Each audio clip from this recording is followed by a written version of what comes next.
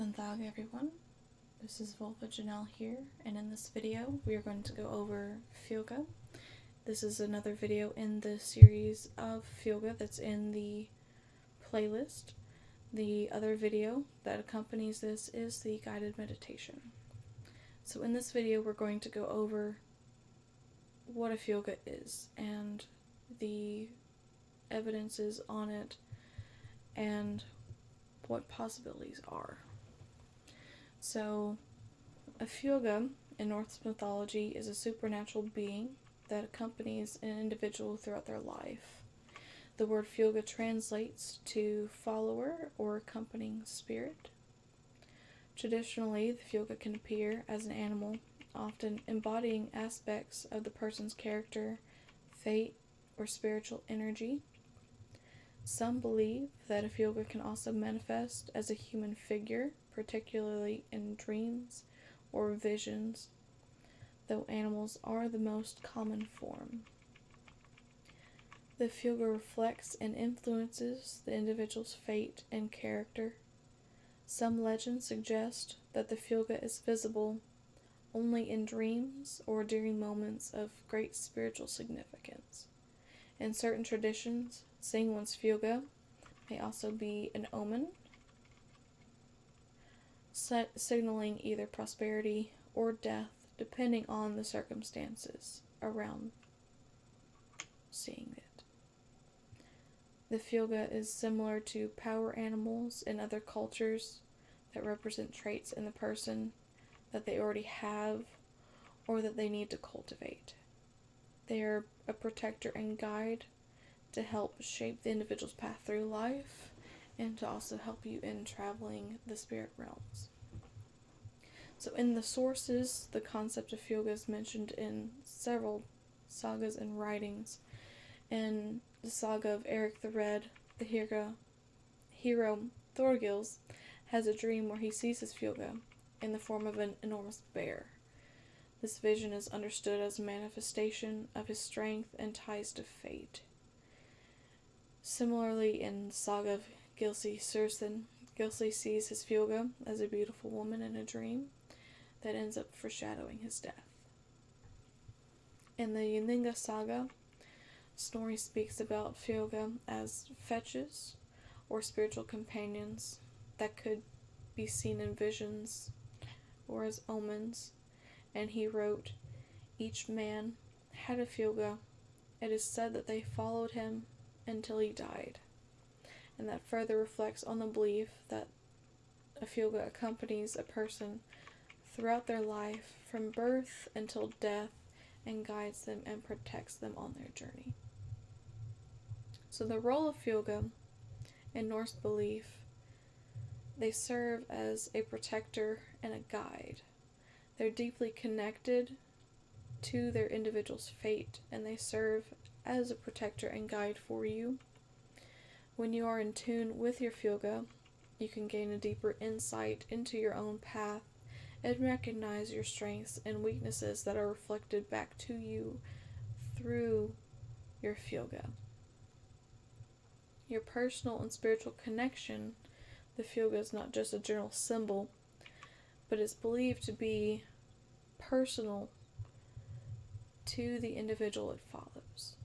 It reflects your character and provides guidance on how to balance your strengths and overcome your challenges. The animal that's chosen as your Fylgja often embodies traits that you must either possess or embrace to succeed on your path. Your Fylgja can also have a sense of humor. A lot of spirits in the spirit realm have a sense of humor. They can very well play a joke on you or something the first time you meet them or any other time that you meet them. Just always try to relax if they try and scare you. In omens and dreams, the sagas, they appear, or the appearance of Fylgja often serves as an omen. Dreaming of your Fylgja can be a significant spiritual event, providing insight into the future or your destiny. The form of the Fylgja, whether peaceful or aggressive, healthy or wounded, often reflects the spiritual or emotional state of the individual it accompanies. So, say your Fylgja shows up and is missing an eye, missing a limb, or has a bunch of scars on it, wounds on it. That just is a representation of things or battles you have gone through throughout your life that they were there with you. If they show up healthy, then that just shows that you're doing good. You've kept your health and things of that nature. If it shows up aggressive, maybe it could be mad at you for something you did, which it can happen.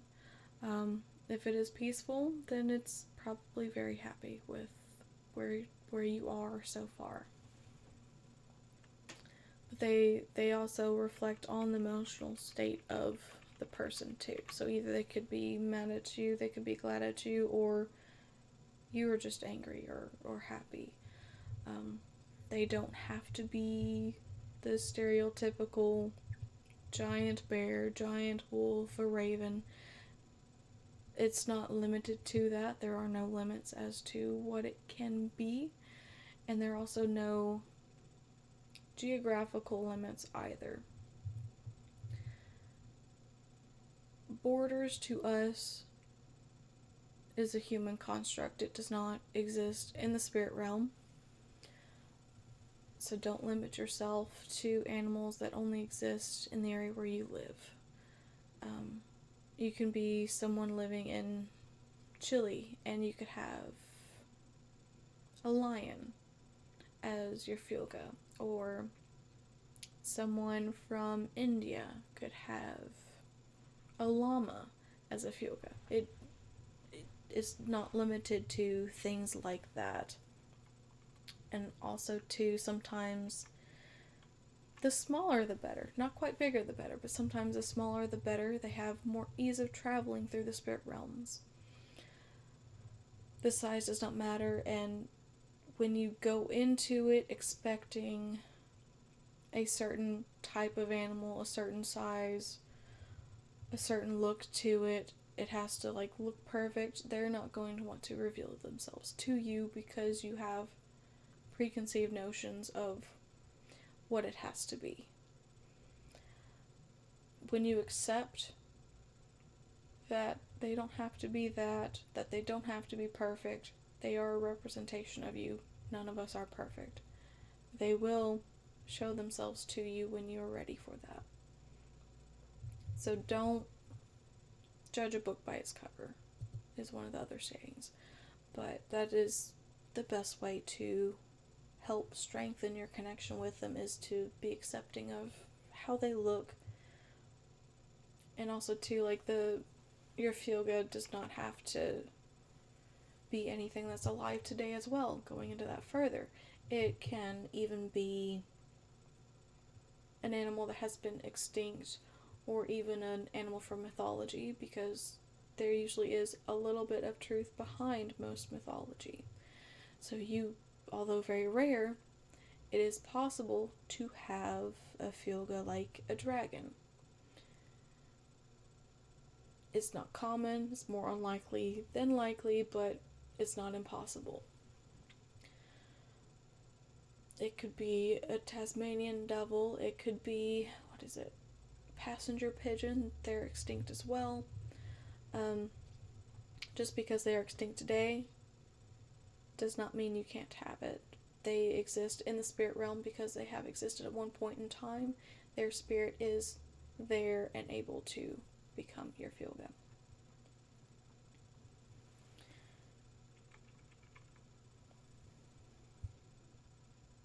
So they're most commonly seen as animals that reflect your inner self, your fate, but they're not limited to ordinary animals and borders. If you get one of those rare forms, it often signifies a deep connection to ancient knowledge, or that you have extraordinary destinies in store for you. And as you grow spiritually and work with your Fylgja, it evolves and grows alongside of you. The bond that is between you and your Fylgja only deepens with time. So as you develop, so does your strength and significance, and as does your Fylgja.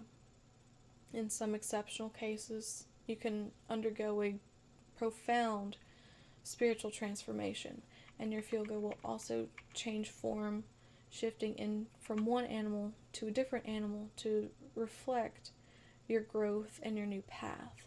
So say your first Fylgja you saw or witnessed could be a bird.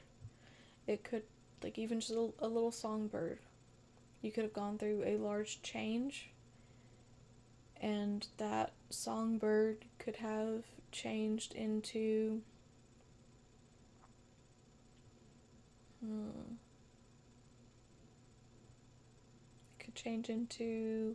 a wolf, or anything of that matter. It doesn't have to be a change from a big to small or small to big. It can just be random. But that shift can reflect on your new path that you have. This spirit that you have will somewhat be the same spirit, just evolved shell. And the shift represents the ever-changing nature of the soul and the connection to the divine that emphasizes the fluidity of your spiritual journey. So one thing to remember is get rid of all preconceived notions that you have. And that is all I have for understanding Fylgja. Please like this video down below and go watch the meditation video to go meet your Fylgja. And I hope you enjoyed, and I hope you have a great connection and a journey with your Fylgja.